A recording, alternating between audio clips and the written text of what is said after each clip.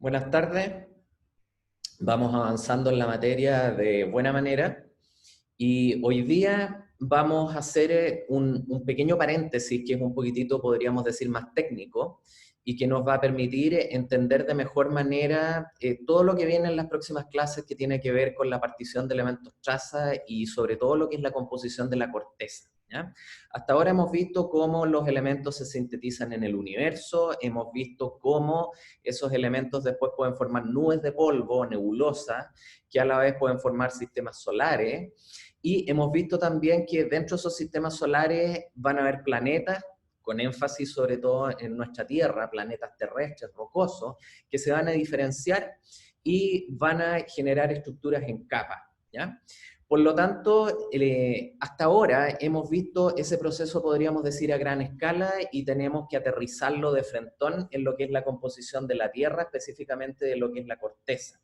Algo adelantamos la clase pasada respecto de lo que son las distintas capas que ustedes ya conocen de la Tierra y más o menos sus composiciones, pero algo que es muy importante es que en el proceso evolutivo temprano de la Tierra, cuando ustedes ya tenían un manto primitivo y la segregación de un núcleo, ese manto primitivo después empezó a sufrir procesos de fusión parcial, como vamos a ver en las próximas clases, y esos fundidos migraron por densidad, obviamente, hacia lo que es la superficie del planeta, generando una protocorteza, ¿ya? Y esa protocorteza va a estar enriquecida en ciertos elementos y va a estar deprimida en otros elementos. Y la próxima clase que vamos a ver el concepto de partición de elementos traza, nos va a dar muchas más luces respecto de por qué la corteza está enriquecida en ciertos elementos. Y cuando les mostré ese diagrama de Odo-Harkins, donde están las abundancias cósmicas respecto de las abundancias en la corteza terrestre, por qué las distribuciones son tales, ¿ya? Entonces, para poder enfrentar lo que es la química de la Tierra ahora, con énfasis en lo que es la corteza y después lo que vamos a ver las aguas superficiales, los océanos, la atmósfera, etcétera, etcétera, necesitamos un background más técnico relacionado con lo que son los métodos de análisis geoquímico y también lo que son los elementos traza y cuál es la importancia que tienen los elementos traza para lo que es la geoquímica, porque este tipo de elementos tiene usos desde la cosmoquímica hasta la geoquímica ambiental. Por lo tanto, si hay una herramienta, yo diría, relevante en el ámbito de la geoquímica para el ejercicio académico y profesional, y algo que ustedes tienen que saber, es el concepto de elementos traza y los usos de los elementos trazas, y por supuesto tener un baño también de cómo esos elementos traza se pueden detectar en las muestras y cómo se pueden medir sus concentraciones. La imagen que aquí les estoy mostrando, no sé si hay alguien que rápidamente me pueda decir qué es lo que estamos viendo ahí. Esa es una imagen que creo que les puse también en la clase de soluciones acuosas en el curso de energía, para aquellos que hicieron energía conmigo el año pasado. ¿Alguien me puede describir lo que estamos viendo? Podría ser como las pelotitas representan átomos y los como palitos así representan como cómo se enlazan. ¿Podría ser eso?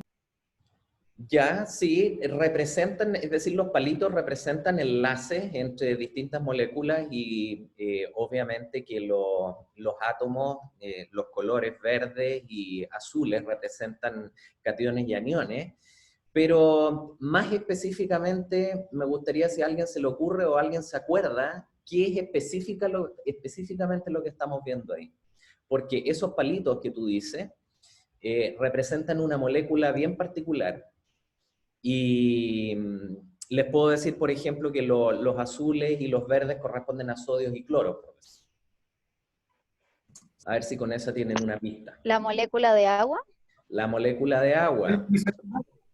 ¿Perdón? Es sal disuelta en agua. Sí, sí, hay agua y hay cationes y aniones. Y según ustedes, ¿qué es lo que más hay? ¿Qué es lo más abundante en este medio? El agua. El agua, ¿ya?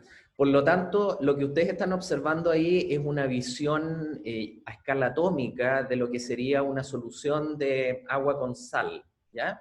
Donde tenemos un solvente y ese solvente es el agua, que es un solvente polar, y tenemos cationes y aniones, el sodio y el cloro, que andan dando vueltas por ahí, que son componentes mayoritarios. Es que ustedes se imaginan, por ejemplo, en echarle una cucharada de sal a un vaso con agua y disolverlo, si es que el agua, por supuesto, está tibia, que permite mejor la disolución. Y hay un elemento que está ubicado en el centro, que ustedes pueden ver acá, que está en amarillo. Eso está altamente concentrado, está pobremente concentrado.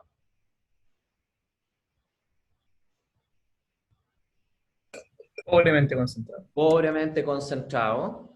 Por lo tanto, lo que estamos observando acá es una solución de agua con sal que además tiene una traza de ese catión o de ese anión que está puesto ahí en el centro en amarillo, ¿ya? Por lo tanto, lo que vamos a ver en esta clase gira y redunda en todo este concepto que quería mostrárselos a escala atómica para que ustedes tuvieran una visión más o menos de cómo las cosas están en un medio en términos de concentración. Vamos a definir lo que son las concentraciones, vamos a definir cómo se miden las concentraciones, vamos a definir también qué es en términos prácticos una concentración, más allá que decir que los gramos, por ejemplo, de soluto respecto a los gramos de solvente. Finalmente, una concentración química, como la tenemos que medir para poder tener esa concentración, es un conjunto de impulsos eléctricos en un detector, ¿ya? Así que vamos a tener un aparato que nos va a permitir determinar cuáles son las concentraciones de algo, y para hacer eso vamos a necesitar medir cómo esos átomos llegan a un detector para poder ser, valga la redundancia, detectados. Como les comentaba, aquí está nuestro programa, hemos ido avanzando de acuerdo al plan, estamos aquí, la introducción a los elementos traza, y la próxima clase vamos a ver lo que son los modelos de partición de estos elementos, tienen que entregar la tarea también, y estas dos clases de esta semana sirven como una muy buena introducción a lo que es la composición y la evolución de la corteza terrestre, donde vamos a estar hablando mucho de lo que son los elementos minoritarios y también los elementos traza. Ok, entonces, la clasificación de los elementos de acuerdo a su concentración es una característica fundamental que tenemos en Ciencia de la Tierra, ¿ya? Que por supuesto que también existen otros ámbitos del conocimiento, en la biología también se habla, por ejemplo, de los componentes mayoritarios de la vida, probablemente se acuerdan de la enseñanza media, los oligoelementos y cosas así. En el caso de la geoquímica, nosotros vamos a hablar de elementos mayoritarios, elementos minoritarios y los famosos elementos traza, ¿ya? Entonces, los elementos mayoritarios son aquellos elementos que en un medio, que puede ser una roca, puede ser una solución, puede ser un gas natural, están en concentraciones de % en peso, ¿ya? Y si pensamos ahora en lo que es la corteza terrestre y la lista de esos elementos que están ahí, esos son los componentes mayoritarios de la corteza terrestre, que no son los componentes mayoritarios, por ejemplo, de la nebulosa solar, o incluso de lo que es un planeta a escala global, ¿ya? Por lo tanto, esa lista ahí, que yo siempre los motivo a que se la aprendan de memoria, casi como un trabalengua, es más o menos así. Osi, alfe, kamaná, timan. La P al final, si quiere, la agregan como el elemento número 11, pero en general uno siempre habla como de los 10 elementos más abundantes en la corteza terrestre. Y para eso uno repite este trabalengua que es Osi, alfe, kamaná, timan. ¿Se dan cuenta? Y así no se van a olvidar nunca de lo que son los 10 elementos más abundantes de la corteza terrestre. Y esos elementos más abundantes, si se dan cuenta, forman más del 99% de lo que es la concentración de las rocas, ¿ya? Por lo tanto, todo ese otro 1% más o menos que queda van a ser todos los elementos menores y los elementos traza que van a estar presentes en esa roca. Y nosotros muchas veces nos vamos a concentrar desde un punto de vista petrológico, por ejemplo, en lo que es ese 1% de las rocas, porque les voy a mostrar que nos da una información muy particular respecto de la evolución que estas tienen. Por eso que los elementos traza son tan utilizados en geoquímica. Y probablemente algo han escuchado ya en sus cursos de petrología u otro curso. Los elementos minoritarios, por otra parte, son aquellos que son concentrados más o menos en fracciones de % en peso, entonces uno podría decir que va más o menos de los 1000 ppm hacia arriba, vamos a definir también qué son los famosos ppm, Y los elementos traza en general son todos aquellos elementos que uno podría decir que están concentrados en las rocas en muy bajas concentraciones, y esas muy bajas concentraciones son por lo general menores a los 1000 ppm, y en muchos casos menores a los 100 ppm, y en muchos casos también menores a los 10 ppm y al ppm incluso. ¿Ya? Siempre muestro también este ejemplo que es bien gráfico respecto de qué es un elemento traza. Un elemento traza finalmente es este personaje Wall-E, creo que se llama, que anda dando vueltas y uno tiene que encontrarlo y tiene que hacer muchos esfuerzos, de hecho, para lograr encontrarlo. Y de un punto de vista como microanalítico, de lo que es el análisis de los materiales, realmente es un esfuerzo medir elementos traza. Entonces yo les pregunto, ¿por qué puede ser tan difícil medir analíticamente elementos traza? ¿A alguien se le ocurre? ¿Alguien tiene una idea? ¿Por qué puede ser tan difícil medir elementos traza desde un punto de vista técnico? Porque no están distribuidos uniformemente a lo largo de todo el compuesto o de la muestra. Sí, esa es una explicación, que no están distribuidos uniformemente, pero yo te puedo decir, mira, vamos a ver un método de análisis que son los métodos bulk, que se llama, que son analíticos, en que tú tomas tu muestra, la mueles o haces una digestión, la disuelves y obtienes un líquido o un polvo homogéneo que después lo vas a analizar. Así que la heterogeneidad de la muestra no necesariamente es lo más demandante. ¿Qué puede ser lo más demandante? Esa es la precisión de los métodos. La precisión de los métodos o la capacidad del método que tenga de detectar una concentración tan pequeña. Yo les dije que las concentraciones finalmente eran impulsos eléctricos. Vamos a ver cómo son esos impulsos eléctricos. Dependiendo del método, puede ser el impulso eléctrico asociado a un rayo X, puede ser el impulso eléctrico asociado a un catión, por ejemplo, que choca contra un detector, y cosas por el estilo. Puede ser un fotón de una radiación. Y esos impulsos eléctricos, mientras más escasos son en una muestra, asociados a un elemento, más difícil va a ser medirlo, ¿ya? Por lo tanto, es un desafío encontrar a Wall-E, y es un desafío medir elementos traza en muestras de cualquier naturaleza, tanto muestras geológicas como pueden ser muestras biológicas, la muestra que se les ocurra. Ahora, en términos de la utilidad de los elementos en general, considerando que tenemos 10 elementos que son los más abundantes en la corteza terrestre y el resto son puras trazas, ustedes tienen que imaginarse que todas esas trazas van a estar inmersas en un mar de elementos mayores. Entonces, estos elementos mayores y algunos menores nos van a dar una especie de información general, una información de base de las composiciones, porque son muy abundantes. Y el problema es que pueden ser perturbables por todos los procesos que las rocas, por ejemplo, están sufriendo. A diferencia de los elementos traza, que nos van a dar información mucho más específica porque están más débilmente concentrados, y al estar más débilmente concentrados, vamos a ver que termodinámicamente tienen ciertas ventajas, como por ejemplo no ser perturbados en cierto tipo de proceso, ¿ya? Así que esa es una diferencia como súper fundamental entre ambos tipos. Ambos rangos de concentraciones de elementos mayores, tanto como trazas, tienen utilidades geológicas muy importantes, pero suelen ser distintas, ¿ya? No necesariamente una es mejor que otra. Se utilizan siempre en conjunto los elementos mayores junto con los elementos trazas. Uno no puede hablar de la petrología y hablar solamente de los elementos trazas sin también haber hablado de los elementos mayoritarios. Ok, entonces, ¿qué son los elementos traza? Son elementos que ocurren en concentraciones muy bajas, en rocas, minerales, en aguas, en gases geológicos. Muchos de ellos tienen una importancia pero fundamental en geoquímica, en petrología y en las distintas especialidades. Por ejemplo, uno de los grupos importantes son el grupo de las tierras raras, que las vamos a ver en detalle más adelante. Ya las hemos visto como un grupo dentro de la tabla periódica, pero vamos a ver que tienen mucha utilidad en geoquímica. Y también no piensen que los elementos traza siempre ocurren débilmente concentrados. De hecho, hay algunos minerales que están formados por componentes que uno podría considerar que son elementos traza, pero bajo ciertas condiciones pueden concentrarse y pueden formar minerales, ¿ya? Como puede ser, por ejemplo, el zircón. Es un ejemplo muy típico, que es un mineral accesorio que está presente prácticamente en todas las rocas, pero en una contribución modal baja, y es un mineral que contiene circonio, que es un elemento traza.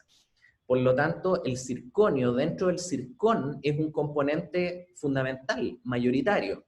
Sin embargo, cuando analizamos la roca completa, nos vamos a dar cuenta que las concentraciones de circonio son bastante bajas. ¿Por qué? Porque están presentes prácticamente de manera exclusiva en el circón o en otros elementos accesorios que tienen una proporción modal muy baja dentro de lo que es la roca respecto de los otros minerales. Y podríamos decir lo mismo también con los minerales de mena, como puede ser la calcopirita. La calcopirita tiene cobre en su fórmula, que es un componente mayoritario en la fórmula de la calcopirita. Ahora, si nosotros analizamos una roca ígnea que puede tener una proporción muy baja de calcopirita, o casi nada, vamos a ver que el cobre es extremadamente bajo, ¿ya? Por lo tanto, depende mucho de qué es lo que uno está observando dentro del reservorio, en la escala de muestra o en la que es la escala de afloramiento, puede ser la escala de formación geológica, a escala de región, a escala de continente, a escala de planeta, a escala de nebulosa, etcétera, etcétera. Entonces, los elementos traza ahora, si nosotros tratamos de enlazar estas definiciones con lo que hemos visto hasta ahora, en el diagrama de abundancia cósmica o terrestre respecto del número atómico, los elementos traza siempre van a estar ubicados más o menos del hierro hacia la derecha. ¿Y por qué podría ser esto?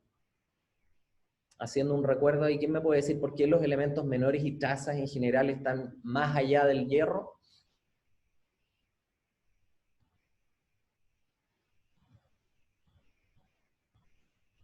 Porque después de eso la síntesis necesita energía en vez de liberar energía, y así que se forman menos proporción.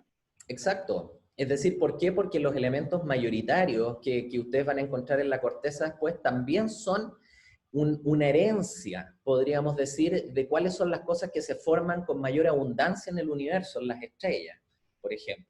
Entonces, el carbono, el oxígeno y el nitrógeno, ya hemos visto que son elementos que están bastante concentrados en las estrellas, al igual que el silicio, que se forma por quema de esos elementos, y así vamos avanzando más o menos hasta lo que vendría siendo el hierro.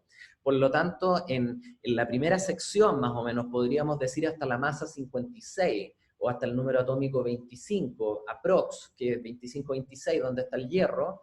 De ahí hacia la izquierda tenemos prácticamente todo lo que son los elementos mayoritarios que encontramos, por ejemplo, en la corteza de nuestro planeta Tierra.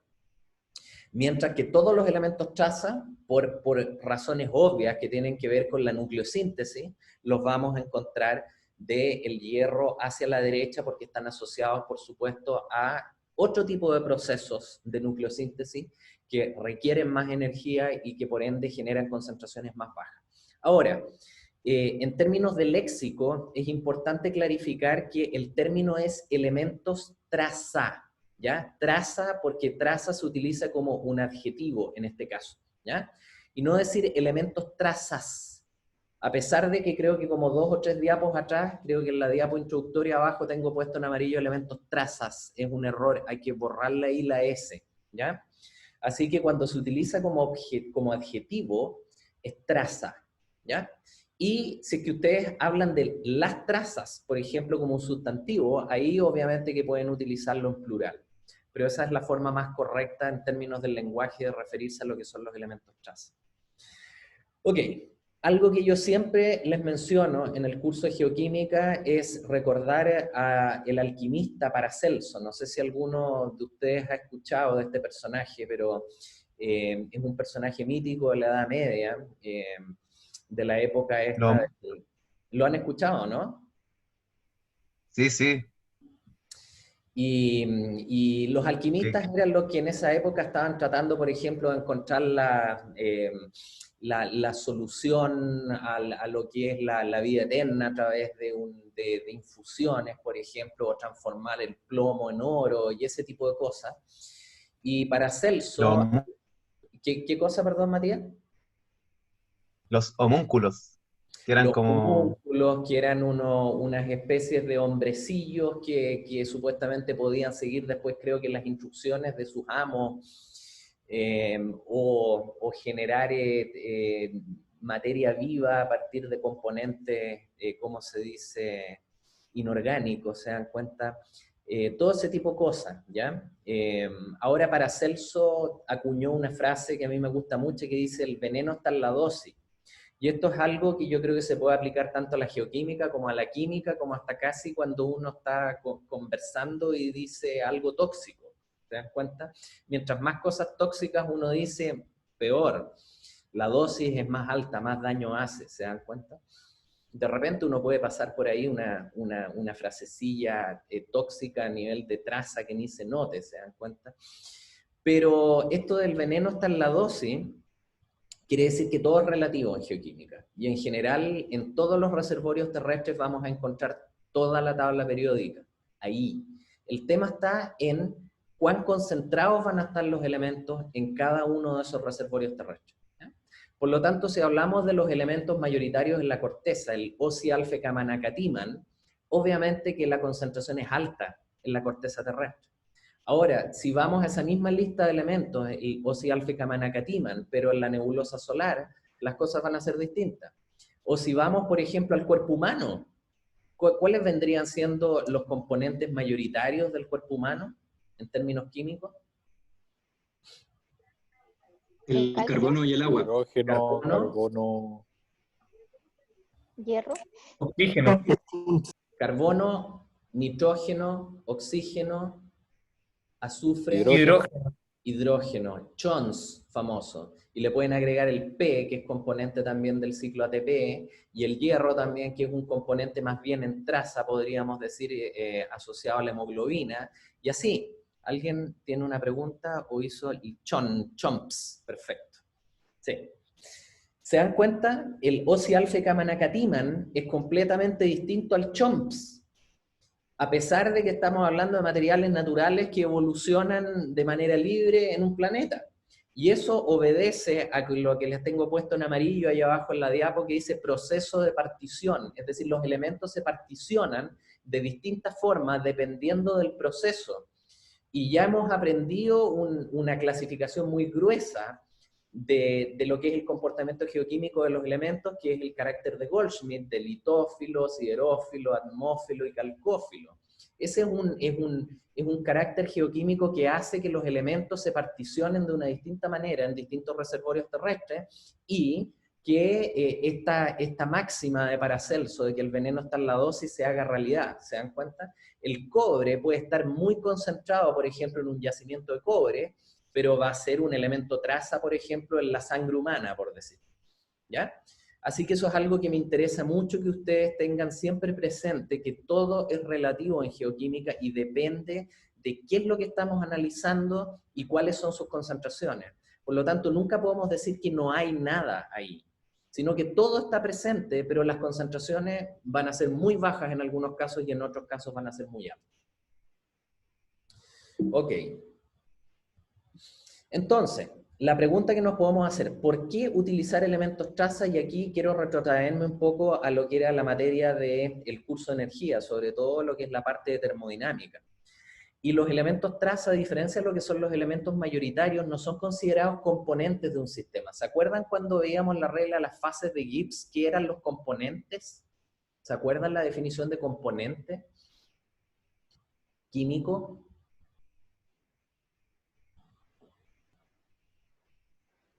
A ver, ¿quién hizo el curso por ahí que esté? Bueno, está Aarón, está Javier Jerez, estaba Karin, entre medio Catalina, no sé si alguien puede Los recordar. componentes no eran eso como los que no se podían separar mecánicamente o que se podían separar mecánicamente. Esas son las fases. Las fases son las partes de un sistema que son mecánicamente separables, pero ¿qué son los componentes químicos? No me acuerdo. Son las entidades químicas mínimas que permiten definir lo que es la composición del sistema, ¿ya?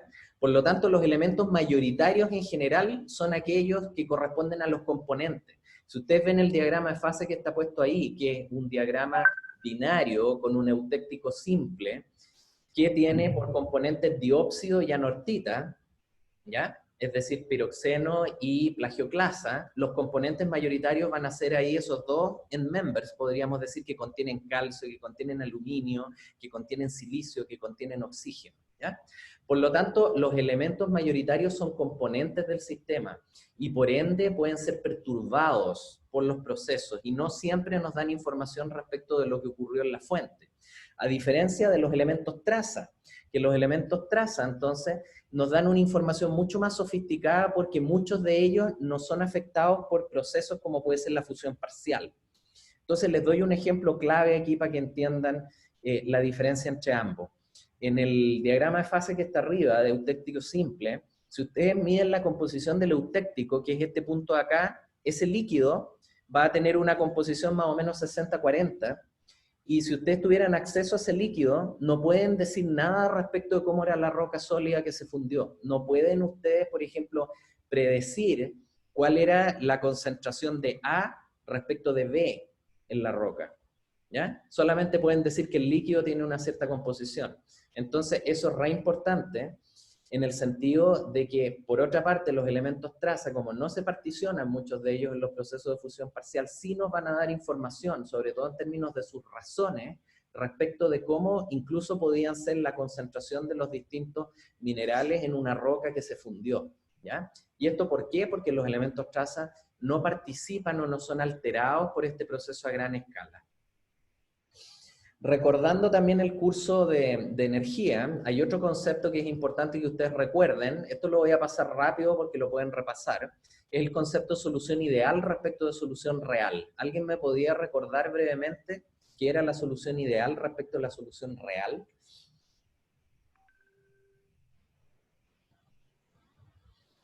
Andrés, ¿te acuerdas o no? No me acuerdo la verdad, pero me imagino que es como la solución ideal vendría siendo como el sistema puro, sin elementos como traza o elementos extra que hayan, y la solución real es con la influencia de estos elementos. Sí, en parte no. En términos generales, la definición es bien estricta y una solución ideal es una solución donde, por ejemplo, el volumen de mezcla es cero, la entalpía de mezcla es cero, pero sobre todo, en términos generales, una solución ideal es cuando la actividad es igual a la fracción molar. ¿Qué quiere decir? Que son soluciones que son extremadamente diluidas, ¿ya? Mientras que una solución real son soluciones donde ya no podemos decir que los volúmenes o las entalpías de mezcla son iguales a cero porque las partículas interaccionan mucho entre sí. Y al interaccionar entre sí van a haber cambios tanto de volumen como de energía. Entonces las soluciones reales son aquellas soluciones en general que encontramos en la naturaleza y que obedecen a distintas leyes, ¿ya? Como por ejemplo, la ideal obedece a lo que es la ley de Raoult y en términos de las trazas obedece a la ley de Henry. Pero lo que es importante, por ejemplo, imagínense un agua dulce que tiene calcio, ¿ya? El calcio está súper diluida en el agua que nosotros tomamos. Por lo tanto, eso quiere decir que las concentraciones de calcio van a ser trazas y van a estar ubicadas bien en los extremos, ¿ya? De lo que puede ser este diagrama binario. Vamos a estar con muy poquito calcio, es decir, vamos a estar por aquí y prácticamente todo va a ser el solvente. Vamos a tener mucho solvente y muy poco soluto. En ese caso, vamos a tener que el comportamiento de la solución se puede aproximar a lo que es la ley de Henry, que se llama, que es una ley lineal, a diferencia de todo lo que es la parte central de lo que es el diagrama, en que si ustedes se dan cuenta, se distorsiona la composición y podríamos decir, la geometría de la relación, ¿ya? Por lo tanto, siempre en los extremos de estos diagramas nos vamos a encontrar con el solvente puro o con el soluto puro, ¿ya? Por lo tanto, podemos decir que los elementos traza que están muy débilmente concentrados en una solución van a seguir la ley de Henry y van a ser finalmente, o van a poder ser tratados como una solución ideal, ¿ya? Y eso es, valga la redundancia, ideal. ¿Por qué? Porque no vamos a tener que calcular el famoso coeficiente de actividad. Porque si de nuevo recuerdan el curso de energía o desempolvan ahí después los apuntes, habíamos hecho una definición que es la actividad de una solución que era igual al coeficiente de actividad por la fracción molar. Y cuando la solución era ideal, ese coeficiente de actividad era igual a 1. Por lo tanto, en el caso de los elementos traza, vamos a tener que la actividad finalmente va a ser igual a la concentración. Vamos a poder decir que ese gamma es igual a 1, el coeficiente de actividad, y simplemente nos vamos a olvidar. No vamos a tener, por ejemplo, que corregir las concentraciones, como es el caso de los elementos mayoritarios, que hay que corregir las concentraciones en función del coeficiente de actividad porque están muy concentrados, ¿ya?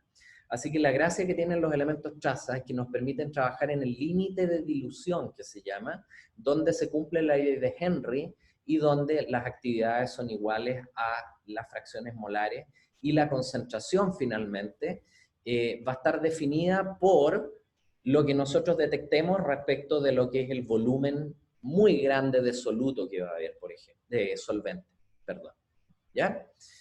Así que, como aparece ahí en términos de resumen, los elementos mayoritarios están muy concentrados en el medio, tienen mucha interacción entre las partículas, por lo tanto siempre hay que corregir las concentraciones medidas mediante un modelo de actividad, mientras que los elementos traza están muy diluidos en un solvente, la interacción entonces es muy despreciable entre las partículas y no es necesario corregir, por lo tanto es una ventaja. Esa es, yo diría, la explicación termodinámica de la relevancia que tienen los elementos traza en la geoquímica. Entonces, ahora vamos a entrar a definir algunas cosas respecto de cómo medimos las concentraciones de los elementos. Yo creo que alguien así muy rápidamente me diga qué entienden por concentración. ¿Qué es la concentración de un elemento finalmente?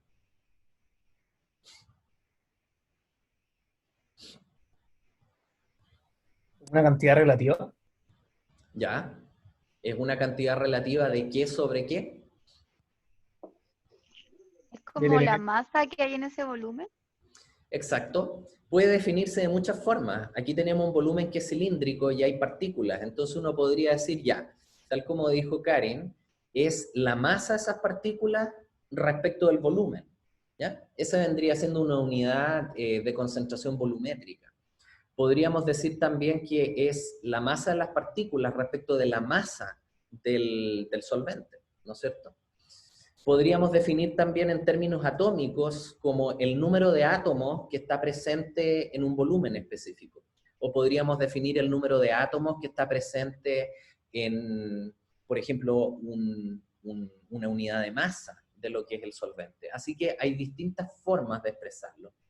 Y quizá la forma, podríamos decir que ustedes es importante que recuerden para lo que es el análisis, sobre todo instrumental, son finalmente cargas o son, podríamos decir, unidades que van a ser detectadas de una cierta manera, ¿ya? A ver, tengo un problema aquí con la batería del computador, les voy a pedir si es que me dan un segundo para ir a buscar el cargador y que no se me vaya a parar esta cosa. Un segundo.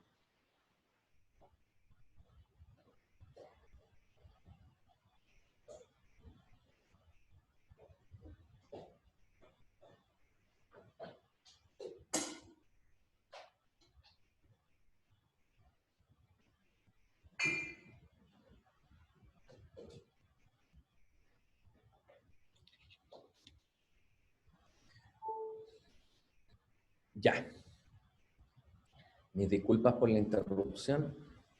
No sé, después de una actualización del computador, por alguna razón la batería está durando nada, así que vamos a ver qué es eso. Entonces, hay distintas formas de definir lo que es la concentración finalmente.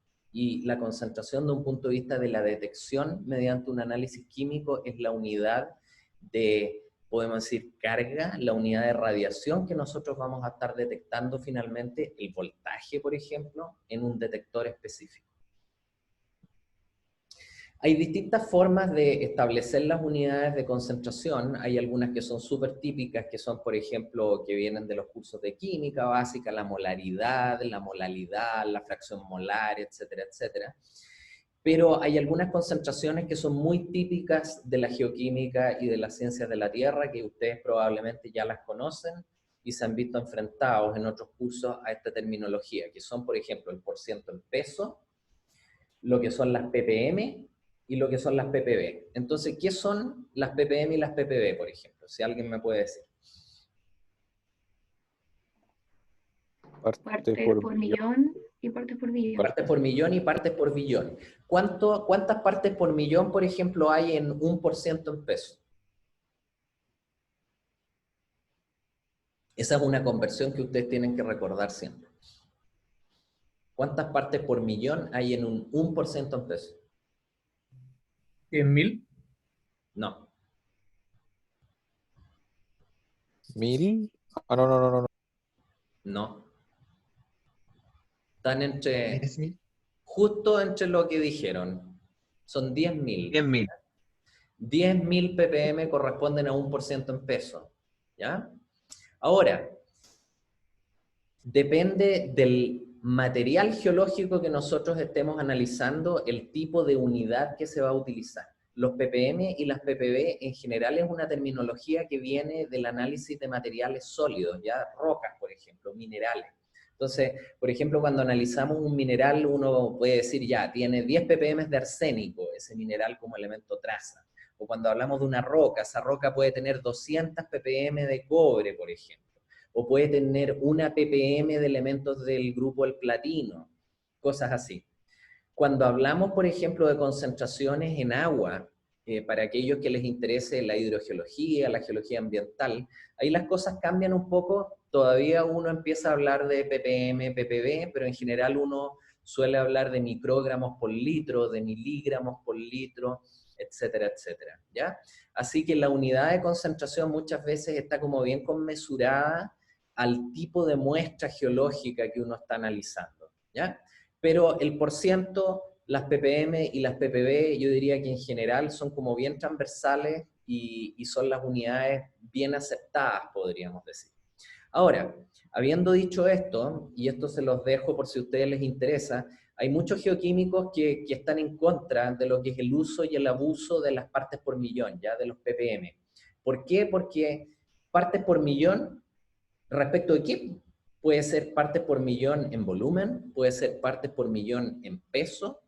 Por lo tanto, dentro de lo que son las convenciones más recientes, voy a volver a la diapo anterior, las ppm, por ejemplo, para lo que es el análisis de trazas ahora, en la información que uno obtiene analítica, uno muchas veces ahora está expresando las concentraciones en microgramos por gramo, por ejemplo.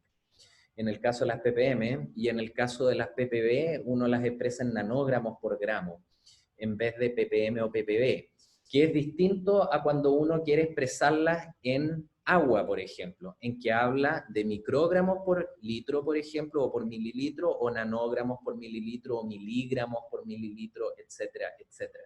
Así que esas cosas son importantes de tenerlas en clara. Y ustedes en la literatura, cuando lean papers, se van a encontrar, por ejemplo, en el caso de aguas, con, como les decía, miligramos por litro, microgramos por litro. Hay algunos que expresan concentraciones, por ejemplo, en micromoles, en nanomoles. Así que es bien variable esta cosa. Por eso que es importante que ustedes siempre tengan un buen conocimiento del concepto de concentración, de tal manera de después poder transformar entre una unidad y otra y no estarse enredando. Súper, súper importante. Ahora, ¿cómo medimos las concentraciones de los elementos? Y la próxima media hora más o menos de la clase nos vamos a abocar a esto específicamente, a lo que son las técnicas. Aquí voy a mover un poco porque yo no sé si ustedes alcanzan a ver ahí, pero tengo puesto a la derecha, después va a empezar a aparecer un detector ahí. ¿Por qué? Porque aquí podríamos decir que independiente si esto es un líquido o un sólido, hay cosas que están bien concentradas hacia la izquierda mía y cosas que están débilmente concentradas hacia lo que es la derecha mía, ¿ya? Entonces, dependiendo de esas concentraciones, uno podría empezar a poner aquí unidades. Cuando las cosas están como bien concentradas, ya dijimos que ahí estábamos hablando de porcientos en pesos en general, 10.000 ppm, 15.000, 20.000, 100.000, en fin, ¿ya? Después, cuando, por ejemplo, estamos hablando de cosas ya a nivel de trazas o elementos menores, entran las ppm. Después, cuando además tenemos que la concentración es mucho menor, entramos a las ppb. Ya aquí es como cercano a una mosca volando en una habitación, por decirlo.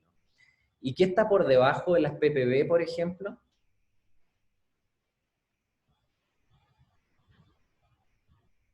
Hay concentraciones menores a las ppb, a las partes por billón. PPT, Las partes PPT, por las trillón. partes por trillón, ¿ya? Y en este momento, con los avances tecnológicos, hace ya un buen tiempo que se pueden medir concentraciones a nivel de partes por trillón, ¿se dan cuenta? Son concentraciones extremadamente bajas, en las cuales finalmente uno va a tener una carga, una radiación, una partícula individual que va a llegar a un determinado detector en función del tiempo, ¿ya? Esto es súper importante que ustedes lo internalicen, que una concentración finalmente es algo que se mide analíticamente y que corresponde a una cuenta.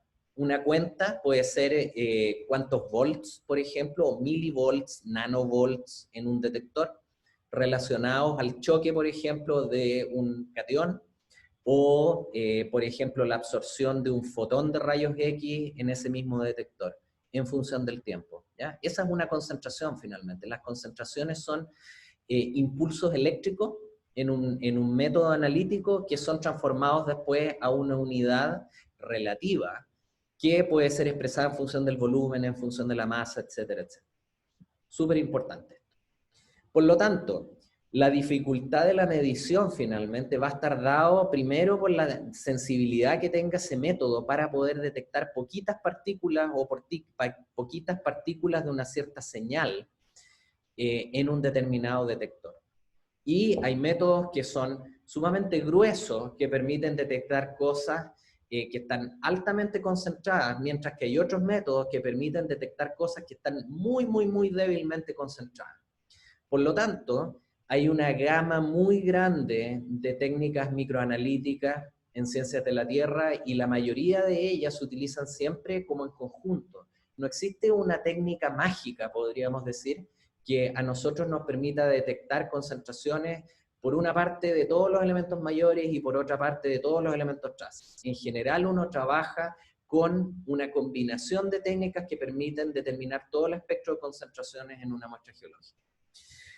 Ahora, la dificultad que nosotros tenemos respecto, por ejemplo, de los químicos o de los ingenieros químicos, es que nosotros siempre trabajamos con una muestra problema, tenemos un enfoque que es más bien forense. ¿Por qué? Porque tenemos un material geológico y queremos saber su concentración. Los químicos, como les pongo ahí, trabajan más bien con un método directo. Ellos lo que hacen, pueden tomar medio litro de solvente, por ejemplo, y agregarle un par de cucharadas de sal. Ellos miden el peso con una balanza de cuánta sal se le echa a ese solvente y después obtienen una concentración para esa solución. Y empiezan a mezclar cosas y saben perfectamente las concentraciones. Esa es, podríamos decir, una forma directa de determinar concentración. En el caso nuestro, como yo les decía, tenemos un enfoque que es más bien forense o inverso. Tenemos una muestra problema y queremos saber cuál es la composición química que tiene esa muestra. Por lo tanto, lo que tenemos que hacer es agarrar la muestra, molerla, si es que es una roca, disolverla y obtener después una solución homogénea para poder medirla en un equipo y saber cuáles son las concentraciones de los distintos elementos de la tabla periódica que están concentradas en esa muestra problema, ¿ya? Así que eso es algo también sumamente importante y característico de todo lo que vendría siendo el análisis forense, entre comillas, de muestra. Ahora, los análisis químicos, o también se le llama análisis elemental, cumplen dos grandes categorías que están puestas ahí abajo. Lo que se llama, primero, un análisis cualitativo y segundo, un análisis cuantitativo. Entonces, yo lo que le estoy mostrando en el centro, ahí en ese diagrama, es un análisis X, no importa ahora cuál es la técnica, en que en la ordenada ustedes tienen las cuentas por segundo y esas forman para distintos elementos, como puede ser el hierro, el vanadio, el manganeso, aluminio, cromo, titanio, un espectro de concentraciones en función del tiempo. Entonces, ¿alguien me puede decir, si nosotros inspeccionáramos este diagrama, cuál es el análisis cualitativo ahí? ¿A qué nos referiríamos con un análisis cualitativo de ese diagrama? En términos químicos, elementales.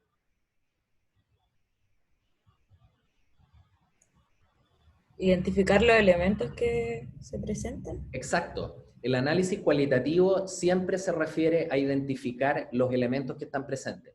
Por lo tanto, si yo les pregunto cualitativamente cuáles son los elementos presentes, hierro, vanadio, manganeso, aluminio, cromo, titanio. Y si yo les dijera, y en términos así cualitativos, ¿cuál es más abundante?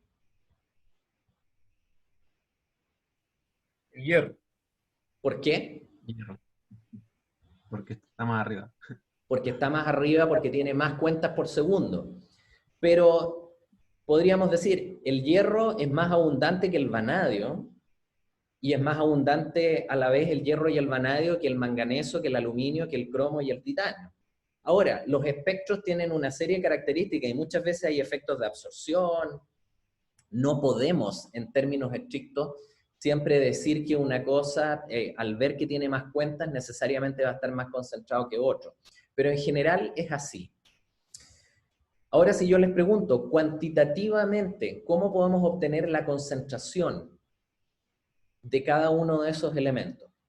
Así, si yo les dijera en términos matemáticos, y de lo que han aprendido, sobre todo sus cursos de cálculo iniciales, ¿cómo uno podría extraer concentración de esos patrones que están ahí? Me imagino que es como el área bajo la curva. Exacto, es el área bajo la curva, como aparece ahí. Por lo tanto, uno podría decir que la concentración es la integral de lo que es el espectro del elemento en función del tiempo, ¿no es cierto? Del espectro en términos de las cuentas por segundo. Y esta es una forma muy simple, finalmente, una integración numérica de lo que es el espectro. Cada uno de estos métodos van a tener un computador ahí, y ese computador va a tener un software cargado que va a permitir calcular, es decir, hacer como el equivalente a los rectangulitos debajo de la curva y numéricamente sumar todo eso y obtener lo que vendría siendo un valor de concentración, ¿ya? Por lo tanto, ustedes también pueden acordarse, así en términos muy generales, que una concentración va a ser el área bajo la curva de lo que es un espectro de cuentas por segundo, que es en función del tiempo, obviamente. Así que esa es una concentración. Son los impulsos eléctricos que están cuantificados y están sumados, ¿ya? Obviamente que después uno, podríamos decir, esa concentración eléctrica, entre comillas, uno tiene que transferirla a lo que vendría siendo respecto de un volumen, respecto de una masa. Hay formas de hacerlo, y en general cada método analítico después a ustedes no les va a decir, oye, la concentración son 5 milivolts, sino que les va a decir, la concentración van a ser 5 partes por billón, por ejemplo. ¿Por qué? Porque hay algoritmos que permiten transformar lo que es esta, podríamos decir, área en términos más eléctricos o de cuentas a lo que es una concentración real, entre comillas, ¿ya? Esa es la primera gran diferencia. La segunda, ahora, gran diferencia del análisis químico tiene que ver cómo enfrentamos nosotros la muestra.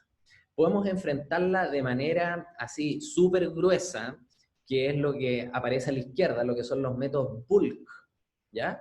El análisis químico bulk o volumétrico de muestra total o de roca total, que muchas veces se llama, es como el equivalente a agarrar la muestra y con un mini pimer ahí, moler todos los componentes de las verduras que están puestas.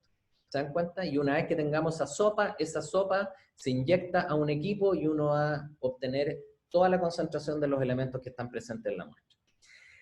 El otro enfoque, que es sumamente poderoso en ciencias de la Tierra también, es un enfoque mucho más quirúrgico, mucho más de cocina así gourmet, si ustedes quieren tener ese símil, y es empezar a analizar cada uno de los pequeños componentes que tiene, por ejemplo, el plato, y analizarlo de manera individual. Y por lo general esos métodos son mucho más sofisticados porque requieren un haz de una determinada radiación, que pueden ser electrones, por ejemplo, puede ser un láser, pueden ser iones, que lleguen y disparen en un punto específico de una superficie de una muestra, ¿ya? Así que esa es una subdivisión bastante amplia e importante también de los distintos métodos, podríamos decir, de análisis de elementos mayores y trazas. Vamos a partir primero y vamos a hacer un recuento muy rápido de lo que son los métodos volumétricos bulk, que en el caso de una roca, como aparecen las imágenes de abajo, corresponde a tomar la roca, primero molerla con una chancadora, transformarlo en un polvo muy fino, ese polvo muy fino que está constituido por minerales, después disolverlo con distintos ácidos, hasta que nosotros llegamos a una solución homogénea que tiene todos los componentes disueltos, podríamos decir, en estado iónico. Ya no hay presencia de partículas, ni minerales, ni nada por el estilo, y ahí esa solución uno le inyecta a través, por ejemplo, de esa pequeña manguerita que se ve ahí, y ahí está la muestra disuelta, a un determinado método químico para determinar la composición química completa de esa muestra. Y hay una serie de, podríamos decir, acrónimos aquí que representan los distintos métodos. Por ejemplo, el INA es activación neutrónica, el XRF, fluorescencia rayos X, etc. ICP-MS es espectrometría de masas por plasma inducido, y así, ¿ya? Por lo tanto, ustedes se van a ver encontrados y se van a ver muchas veces frente a la literatura a estos acrónimos, y es importante que los conozcan. Ahora, ¿cómo disolvemos roca? La forma más simple de disolver roca es mediante ácido, ¿ya? Y las rocas están constituidas por minerales, y los minerales tienen distintos enlaces, ¿ya? Hay enlaces que son más débiles y otros enlaces que son más fuertes. Por ejemplo, el agua regia es una mezcla de ácido nítrico con 3 partes de ácido clorhídrico, y permite, por ejemplo, disolver todo lo que vendrían siendo los metales, metales nobles, por eso se le llama agua regia, porque disuelve metales regios, entre comillas. Además disuelve lo que son los sulfuros, disuelve óxidos y cosas por el estilo, sulfatos, carbonatos. Con disolver me refiero a romper todos los enlaces y transformar un mineral en puros cationes que pasan a la solución.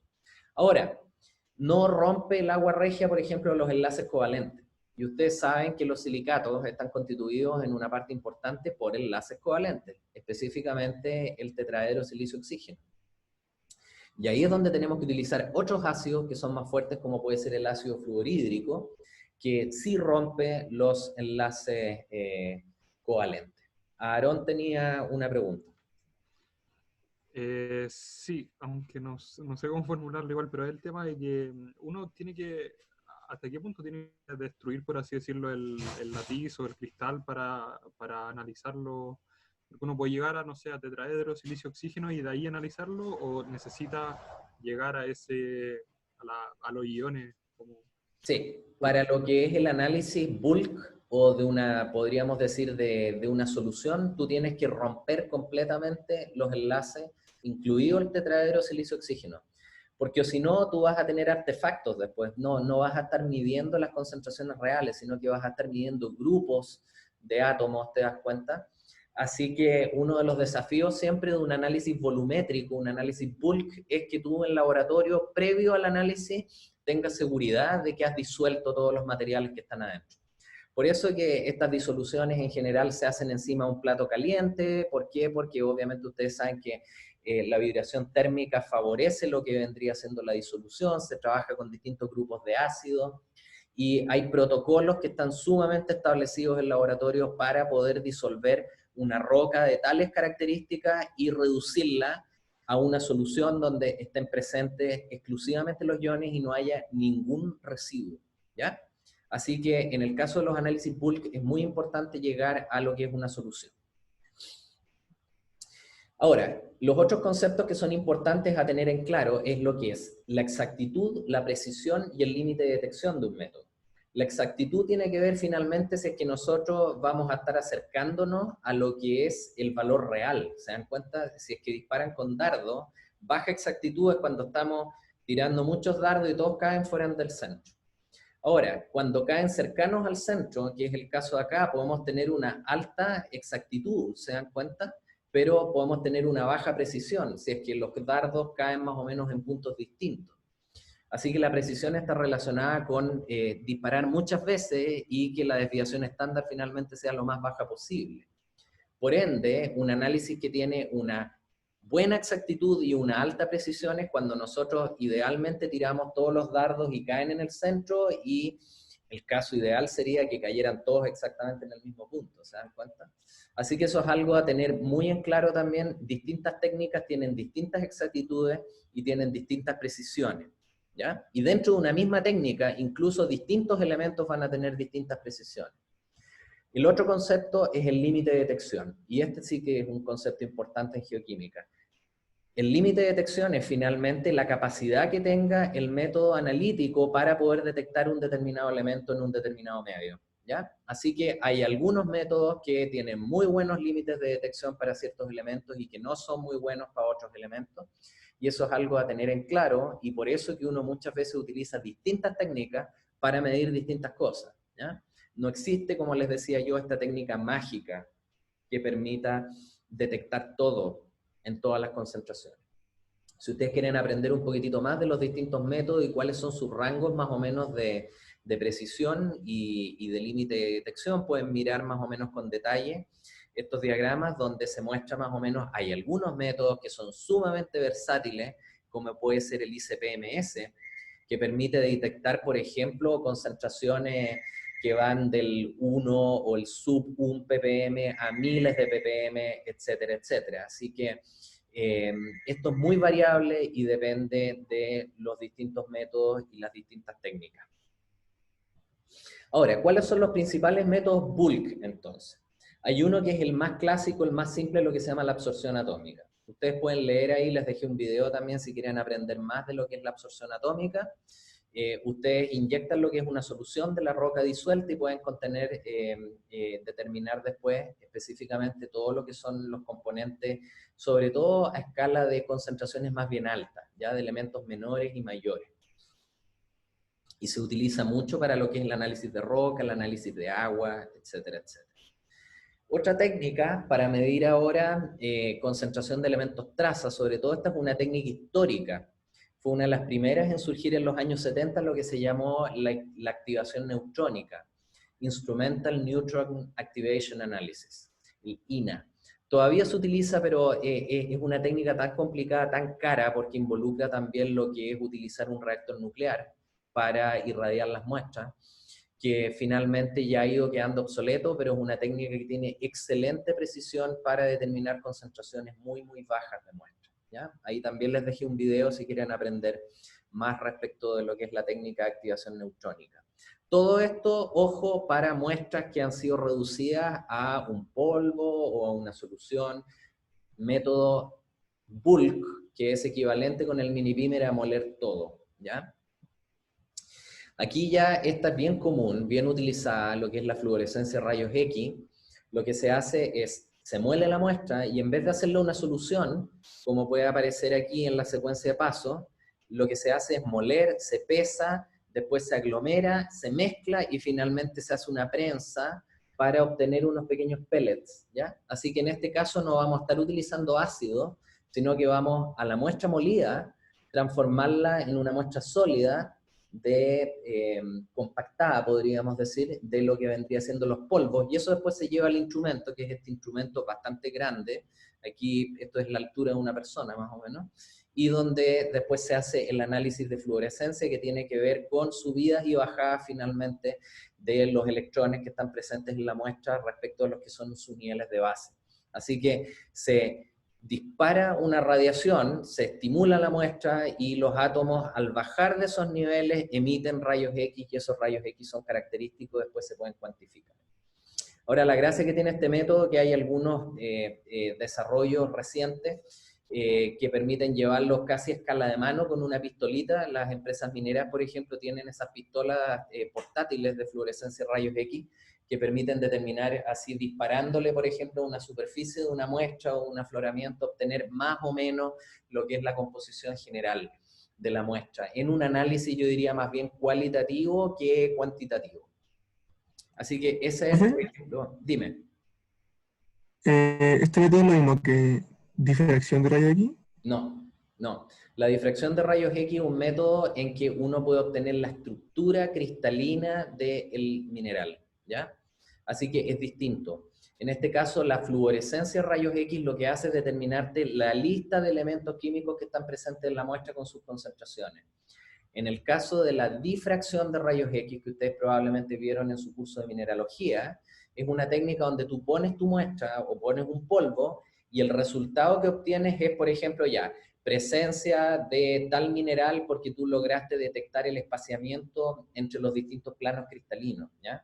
Pero son técnicas distintas. O funcionan ambas en base a rayos X, pero el resultado que te dan es radicalmente distinto. En este caso, concentración química, en el otro caso, determinación de la estructura cristalina. Gracias. Otros métodos que son extremadamente usados de análisis bulk son, por ejemplo, el ICP óptico, que se llama, o ICP-OES, que es una espectrometría de absorción por plasma, que permite determinar elementos mayores y trazas. Y probablemente el más famoso de todos ahora, el más versátil, el más usado, lo que se llama el ICP-MS, ¿ya? Que es la espectrometría de masa por plasma, que vamos a estar hablando bastante en este curso, porque primero es una técnica que permite determinar concentraciones de los elementos, ¿ya? Y sobre todo de elementos que están muy débilmente presentes en una muestra, en concentraciones muy bajas, ¿ya? Así que es, en la actualidad, el método preferido para analizar trazas en materiales terrestres y no terrestres tampoco, materiales de distinto tipo. Y además, el ICP-MS lo que permite es determinar razones isotópicas, que vamos a ver en la segunda parte del curso. Es decir, vamos a poder determinar también qué isótopo está presente respecto de sus otros isótopos. Así que podemos determinar esas razones isotópicas que nos van a permitir, por ejemplo, determinar las edades de los materiales geológicos. Así que tienen un doble uso los métodos de ICP-MS para medir concentraciones y también para determinar razones isotópicas. Y así se ven más o menos los equipos. Son equipos grandes, por supuesto, pero tampoco son equipos extremadamente enormes. Y a medida que van pasando los años, cada vez se van haciendo más compactos. Y como ustedes pueden ver, este es el equipo que tenemos abajo en el zócalo, un ICP-MS. Y es un equipo que se pone sobre la mesa. Obviamente es un equipo complejo, pero comparado con lo que eran 20 o 30 años atrás, son mucho más simples ahora. Ok, para ir cerrando ya, el otro gran grupo de análisis, este análisis más quirúrgico que yo les decía, más de chef así, de cocina molecular, es los métodos microanalíticos que se llaman los métodos in situ. En este caso nosotros vamos a tener una muestra que puede ser un corte transparente donde están todos los minerales presentes y nosotros vamos a disparar con una radiación, que puede ser un láser, puede ser un haz de electrones, puede ser un haz de iones, y obtener una respuesta, y esa respuesta medirla en concentraciones en un determinado detector. Eso es lo que se llaman los métodos microanalíticos o in situ porque es en el lugar, a diferencia de los métodos bulk, en que nosotros agarramos la muestra y la molemos completa. Ahora, los métodos in situ tienen grandes desafíos, como puede ser, por ejemplo, compatibilizar lo que es la resolución espacial, es decir, cuán chico o cuán amplio nosotros vamos a medir una determinada superficie respecto de lo que vendría siendo el límite de detección. ¿Qué capacidad vamos a tener de medir concentraciones bajas en ese punto? Por lo tanto, aquí siempre hay un compromiso. Mientras más, podemos decir, alta es la resolución espacial, eso quiere decir cuando tratamos de acercarnos casi a la escala atómica, vamos a tener una disminución, pero bien importante en lo que es la capacidad de cuantificar o determinar lo que vendrían siendo las concentraciones, ¿ya? Esto es un poco como el principio de incertidumbre de Heisenberg. No vamos a poder determinar la mejor resolución espacial y al mismo tiempo obtener podríamos decir, la precisión más alta en la detección de los elementos que van a estar presentes en esa superficie tan pequeñita. Así que las distintas técnicas van a tener también distintas, podríamos decir, distintos rangos de detección y distintas escalas en las cuales nosotros vamos a poder hacer el sampling o el muestreo de material, ¿ya? Y si quieren aprender más de esto, hay un capítulo que publiqué, es más o menos cortito, son 2 páginas y media con el estado del arte respecto a los métodos microanalíticos. Si les interesa les puedo hacer llegar el paper, es corto y fácil de leer. Y así se ven más o menos las máquinas. ¿Por qué? Porque es mucho más complejo el sistema. Ahora la gracia es que, por ejemplo, podemos combinar un ICP-MS que permite medir elementos traza con un láser. Y eso se transforma en una técnica que se llama LA-ICP-MS, que permite medir, por ejemplo, ahora elementos traza en un zircón, exactamente en ese punto. Y si sacamos el láser y después disolvemos una muestra, podemos igual meterla en el ICP-MS y saber cuál es la composición química general de la muestra. Así que los ICP-MS, la gracia que tienen es que son instrumentos bastante versátiles, ¿ya? La microsonda electrónica es otro ejemplo en el cual nosotros podemos analizar la composición de los distintos elementos en una muestra sólida, específicamente en un corte transparente. O el SEM también, el microscopio electrónico de barrido, es una técnica en que nosotros podemos obtener imágenes de una determinada, podemos decir, muestra en un corte transparente, ¿ya? Así que esas son las distintas técnicas, y finalmente lo que quería mostrarles es que los datos químicos nosotros los vamos a desplegar de distintas maneras. Pueden verse como un análisis, pueden verse como un mapa, pueden verse como un diagrama, y eso va a depender de cómo nosotros queramos desplegar la información. Ejemplos clásicos, si ustedes agarran lo que es una botella de agua mineral y quieren ver cuáles son las concentraciones que hay de calcio, de magnesio, de potasio, etcétera, ahí lo que van a ver es un análisis químico, es equivalente a una tabla. Por ejemplo, a la derecha, si quieren visualizar lo que vendría siendo, por ejemplo, la concentración de PM2.5, que es el material particulado en Santiago, pueden verlo como un mapa de contorno, ¿se dan cuenta? En que la unidad son microgramos por metro cúbico. Eso también es una concentración de partículas, pero es una concentración y se puede desplegar en un mapa. ¿Ya? Y ahora en términos muy generales, un análisis químico de roca, esto lo pueden revisar ustedes en detalle después, va a tener primero una parte arriba, estas son distintas muestras en las columnas, pero la parte de arriba es donde nosotros vamos a poner los elementos que están más concentrados en la muestra, es decir, los elementos mayoritarios y expresados en óxidos, ¿ya? Ese es el Osi-alfa-Camanacatiman, los elementos mayoritarios arriba. Y después, si ustedes se dan cuenta, todo lo que son las columnas, las filas hacia abajo, perdón, para las distintas muestras, vamos a tener que las concentraciones van a corresponder a los elementos traza, ¿ya? Así que esa es la convención típica en una tabla para concentraciones de elementos en una roca, por ejemplo. Si ahora vamos a un mineral, podemos hacer lo mismo. Si medimos las concentraciones in situ o microanalíticamente, vamos a tener arriba las concentraciones de los óxidos para los distintos puntos que estamos midiendo en el mineral, y por ejemplo abajo podemos tener el recálculo de la fórmula, o podemos tener también elementos traza, así que los medimos, etcétera, etcétera. Así que ese sería un ejemplo de un análisis mineral, de por ejemplo granates, clinopreoxenos, plagioclasas, etcétera. Ahora, Profe, dime. ¿cómo son esas siglas que dice usted? ¿Cuáles siglas, perdón? Que dice como Osi es Caralatiman, o no, algo así que no... El Osi-alfa-Camanacatiman. ¿Qué es eso? El Osi-alfa-Camanacatiman, lo dije al comienzo de la clase, es Sí. una regla, podríamos decir, un trabalengua que refleja en orden más o menos los 10 elementos que están más concentrados en la corteza terrestre. ¿Ya? Es una forma de acordarse, el Osi-alfa-Camanacatiman. Los 10 elementos más concentrados en la corteza terrestre. Dime, Aarón. Ya. Gracias, profe. Sí, sí. Ligada como a la pregunta anterior, ¿por qué se expresan en óxidos si es que en estos análisis bulk se destruyen? ¿O no hay forma? Porque es una convención.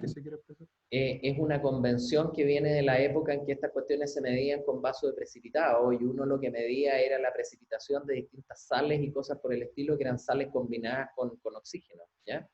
Así que la expresión de los elementos mayoritarios en petrología, sobre todo, sigue la convención de expresarlos en óxido, ¿ya? Es así. En el caso de los elementos traza, por lo general muchos de ellos tienen un carácter que puede ser calcófilo o siderófilo, entonces tú no los combinas con oxígeno, y en términos geoquímicos los expresas solamente como concentraciones elementales. Son convenciones que tienen una raíz histórica y también tienen explicaciones que son, podríamos decir, del comportamiento de los elementos y sus afinidades, ¿ya? Pero es algo a lo que tienen que acostumbrarse. Los elementos mayoritarios en una roca, por ejemplo, siempre se expresan como óxido, que es distinto. Les voy a mostrar ahora un análisis de agua. Los análisis de agua aquí, bueno, cada columna es una muestra distinta. Los análisis de agua también llevan una zona arriba donde están los elementos más concentrados, que pueden ser los llamados cationes y aniones mayoritarios, que tienen concentraciones mucho más bajas, no son a nivel de porciento en peso, si lo comparáramos con los elementos mayoritarios en una roca. Y después abajo, si se dan cuenta, en microgramos por litro, que son ppb, estos son miligramos por litro, ppm, tenemos lo que son los elementos traza.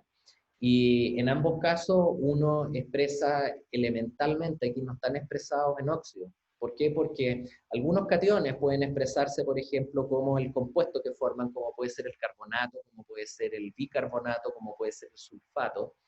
Y ahí ustedes, si se dan cuenta, está el bicarbonato expresado como una molécula, al igual que el sulfato, pero los otros elementos no se expresan como óxidos. ¿Por qué? Porque están presentes como cationes, como magnesio 2+, por ejemplo, como calcio 2+ en la solución, ¿ya? Así que esa es la convención para el caso de aguas. Es distinta para que el caso, por ejemplo, de roca o de minerales. En el caso de roca, ahí no se puede incurrir, por así decirlo, en error en sobreestimar el nivel de oxígeno. Es que a lo que voy es que si se mide, siempre se asume que hay oxígeno suficiente como para formar esos óxidos. Sí, lo que pasa es que tú expresas siempre los totales, te das cuenta, y tienes como un control finalmente de la calidad de tu análisis, lo que vendría siendo el total analítico que se llama. Y un buen análisis siempre va a tener más o menos, si es que tú no tienes agua en la muestra, más o menos entre un 99.5 y un 100.5. Así que por lo tanto, si es que tú tienes totales que son superiores a 101, probablemente estás sobreestimando algo, y si es que tiene totales menores a 99 por ahí, vas a estar subestimando otra cosa. Entonces, todos esos detalles y artefactos están súper bien determinados en la literatura, y todos los protocolos que se siguen en general en el análisis de roca y de distintos compuestos geológicos tienen en consideración todos esos aspectos. Así que cuando a ti te entreguen después, cuando tú mandes al laboratorio tus muestras y tengas todo expresado en forma de óxido, obviamente que si hay una certificación del laboratorio y todo, deberían las cosas andar bien. Y obviamente que a uno siempre puede llamarle la atención que de repente tenga, por ejemplo, uno de los óxidos extremadamente alto y te llame la atención. ¿Por qué, por ejemplo, el óxido de calcio en esta muestra está tan alto?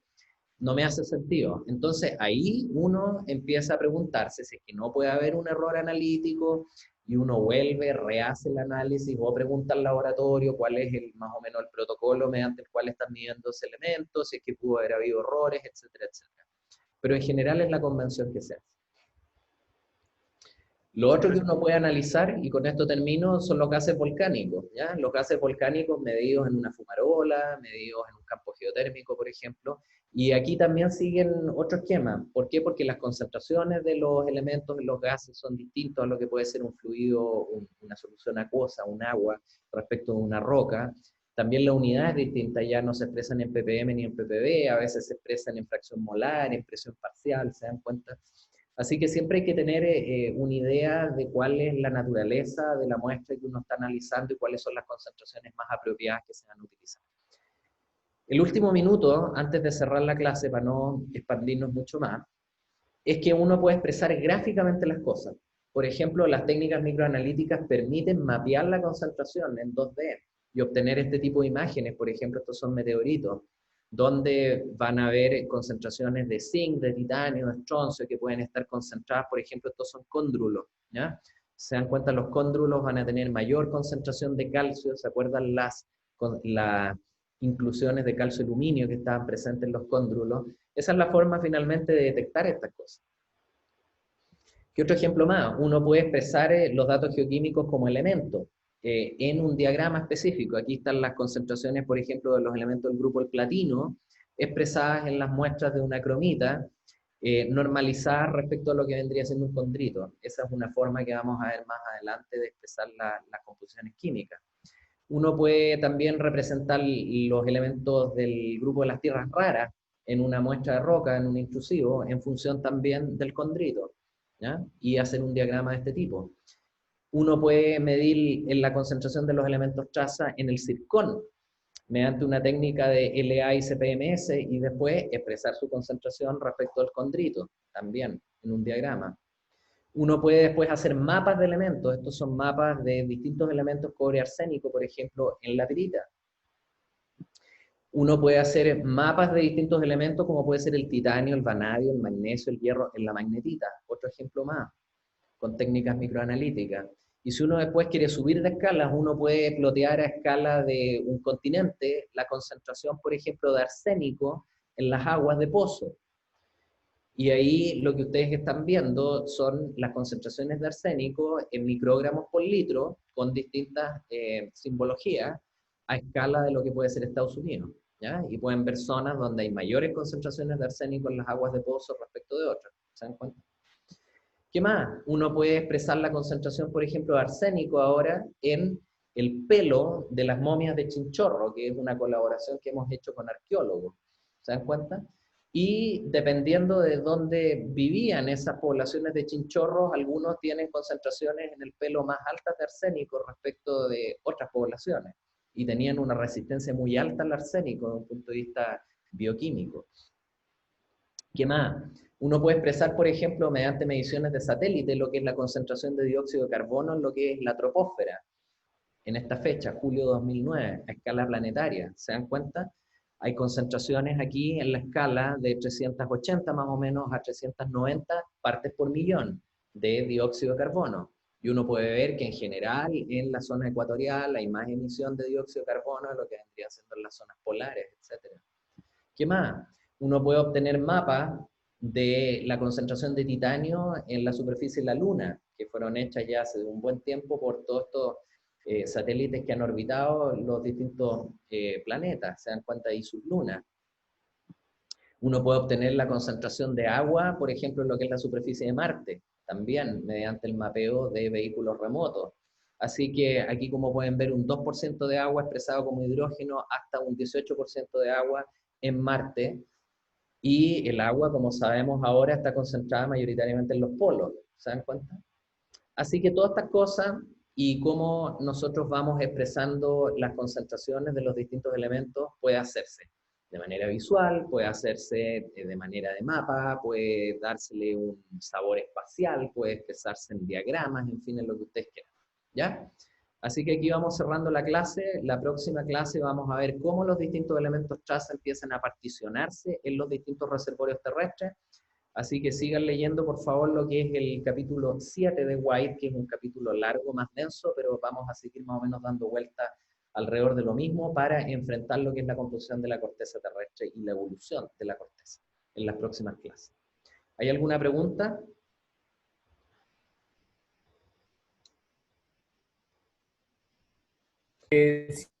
Dime. Lo que pasa es que me da duda como bien, no sé, me pasa con la parte, lo de las partes por billón. ¿Se ocupa como por el uso, según el uso estadounidense o el uso que le damos nosotros? Porque tengo entendido que para los estadounidenses, el billón no es lo mismo que nuestro billón. Sí. Es como nuestros millones. Buen punto. Todo lo que nosotros nos referamos en términos de concentración que tenga la palabra billón se refiere al billón no estadounidense nomás, sino que anglosajón en general. Ya es una unidad anglosajona y que son finalmente 10 elevado a 9. ¿Ya?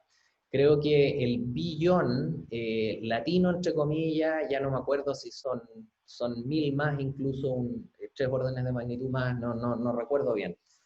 Pero sí, es un buen punto el que tú acabas de decir.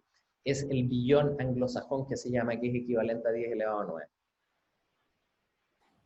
Lo mismo para el trillón, sería como 10 elevado a 12. A 2, exacto.